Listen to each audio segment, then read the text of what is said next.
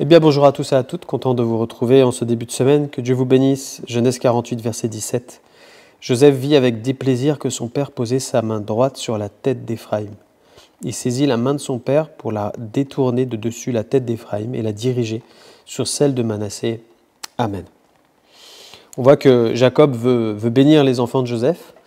Et d'après Joseph, eh bien, son père est en train de se tromper. Alors, c'est vrai qu'il avait la vue qui avait baissé, mais ce n'était pas du tout pour cela. C'est parce que Jacob était dirigé à ce moment-là par la direction de Dieu, par la direction du Saint-Esprit. Et il s'est dit, eh bien, il faut que je bénisse d'abord Éphraïm de cette manière-là. Et Joseph va être dans le déplaisir. La Bible nous dit qu'en clair, eh bien, il va être mécontent. Le déplaisir, c'est quoi? C'est un sentiment négatif, un ressenti en réaction à une personne ou une situation insatisfaisante. Donc c'est ce qu'on voit en fait dans cette situation, c'est que Joseph là, son incompréhension va le pousser à être dans le mécontentement, à dire non, c'est pas comme ça qu'il faut que ça se passe. Ça doit être comme ça, c'est comme ça qu'on fait d'habitude. Il doit d'abord bénir celui-là avant celui-là. Il est en train de se tromper, c'est pas normal.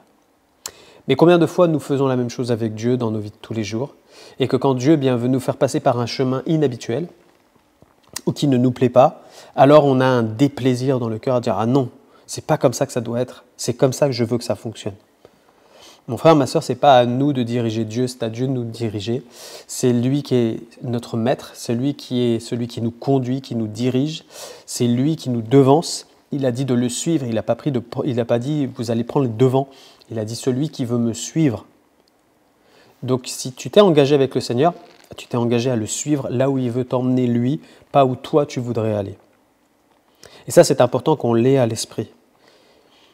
Hébreux 12, verset 11, « Il est vrai que tout châtiment, donc correction, semble d'abord un sujet de tristesse, donc de déplaisir, et non de joie, mais il produit plus tard, pour ceux qui ont été ainsi exercés, un fruit paisible de justice. Amen. » On voit que celui qui, peut-être au début ne comprend pas, est triste par rapport à ce que Dieu est en train de faire dans sa vie. Dieu dit, si tu me laisses faire, si tu me laisses te conduire, plus tard, il y aura un fruit paisible de justice dans ta vie. Il y a quelque chose de bon qui va ressortir de cette situation, dans ton cœur, dans ta vie, dans tes circonstances. Laisse-moi faire. Et c'est ce que Dieu veut te dire aujourd'hui. Laisse-moi faire, laisse-moi te conduire. Sois docile. Parce que je ne vais pas te tromper. Ma volonté, elle est bonne, agréable et parfaite. Et si tu ne comprends pas ce que je suis en train de faire, alors, fais-moi confiance. Tu n'as pas besoin de comprendre parfois. La foi, ce n'est pas de tout comprendre. La foi, c'est juste de s'abandonner, d'accepter. Je me rappelle que dans ma vie, je suis passé par là, par un moment où j'étais dans l'incompréhension et dans le déplaisir avec Dieu. Et c'était le Seigneur qui m'avait donné un songe très, très clair, où je me voyais dans un jardin et j'étais en train de m'occuper d'une grande rose. Elle était énorme, elle était belle. Mais tout autour, en fait, c'était que des roses qui étaient flétries, avec plein d'épines. Et en fait, elle me gênait pour aller travailler sur la rose. Et puis moi, je passais mes bras par-dessus comme ça, et puis j'essayais d'aller travailler la rose, quoi. Et je galérais, je voyais très bien que je galérais dans le rêve. Et puis tout d'un coup, je vois la présence de Dieu qui vient et qui me pousse sur le côté, je tombe par terre. Et puis je vois qu'il arrache toutes les vieilles roses. Et puis il me dit, maintenant tu peux y aller.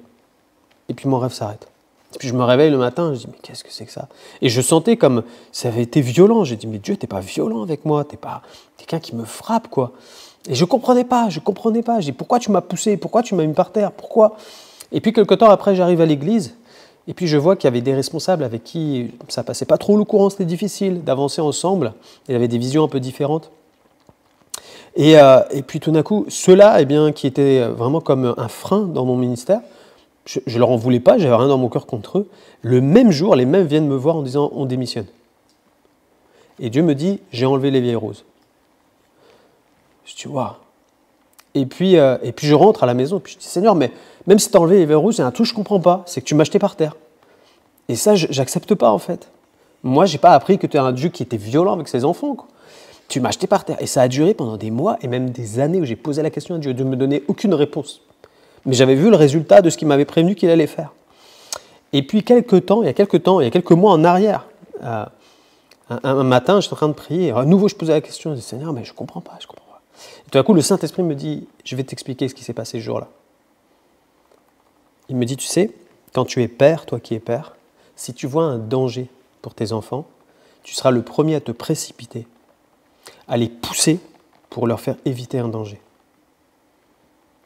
L'enfant ne peut ne pas comprendre parce que tout d'un coup, il traverse la rue, une voiture arrive, toi, tu as vu la voiture. Lui, il n'a pas vu. Eh bien, tu vas courir et tu vas le pousser de l'autre côté du trottoir pour pas qu'il se fasse écraser. Lui, il va tomber. Il va sentir que tu as été violent avec lui, mais cette violence-là, c'était de l'amour. C'était pas parce que tu es mauvais, c'est parce que c'était nécessaire. C'était une urgence, qu'il fallait agir, parce que sinon, ça n'aurait pas fonctionné, il y avait un grand danger. Toi, tu ne peux pas voir ce qui allait se passer derrière. Moi, je t'ai protégé ce jour-là. Et là, ce jour-là, ça m'a apaisé. Et j'ai dit, c'est vrai, Seigneur, je ne comprends pas tout. Je ne comprends pas tout ce que tu fais dans ma vie. Et j'aimerais te dire ça aujourd'hui. Peut-être que tu ne comprends pas ce que Dieu vient de faire dans ta vie. Tu dis, pourquoi tu as enlevé tel ami alors que j'étais bien avec lui? Pourquoi tu as fait ça? Pourquoi tu as fait ça? Pourquoi tu as fait ça? Dieu peut te répondre ou ne pas te répondre, c'est son choix.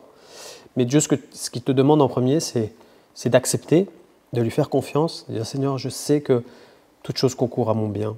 Et que si tu me fais passer par là, c'est que tu as des très bonnes raisons. On voit que Joseph, en ayant fait ça, il va vouloir déplacer la main de son père, de dire je vais changer les choses, quoi. Et ça, c'est nous parfois. On essaye de ramener notre grain de sel et de dire moi, je vais faire mieux que toi, Seigneur. Et on voit que le père, lui, réagit différemment. Il va dire non, c'est comme ça que ça doit se faire. Et parfois, Dieu peut te résister comme ça. Il résiste aux orgueilleux.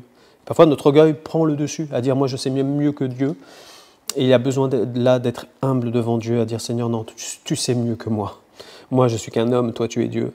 Et tu sais ce qui est bon pour ma vie. Alors, je veux te faire confiance et briser cet orgueil, cette envie de tout savoir, cette envie de tout comprendre, cette envie de diriger.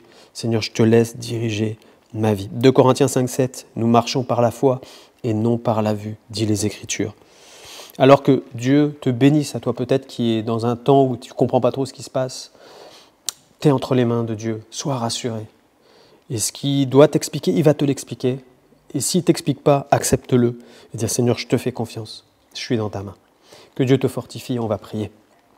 Merci Seigneur pour ta parole. Merci Seigneur parce que nous sommes dans ta main et tu conduis nos pas. Seigneur, même si parfois on ne comprend pas tout, Seigneur, tu es bon pour nous, tu es un Père qui est bon pour nous. Et nous le répétons et nous le croyons, Seigneur. Merci de prendre soin de tes enfants. Merci de diriger leur vie. Seigneur, merci, Seigneur, parce que tu te tiens à leur côté et que tu diriges, Seigneur, toutes choses pour la gloire de ton nom. Merci, Seigneur. Veuille les fortifier encore aujourd'hui par ta parole. Dans le nom de Jésus, j'ai prié. Amen. Que Dieu vous bénisse. On se retrouve demain.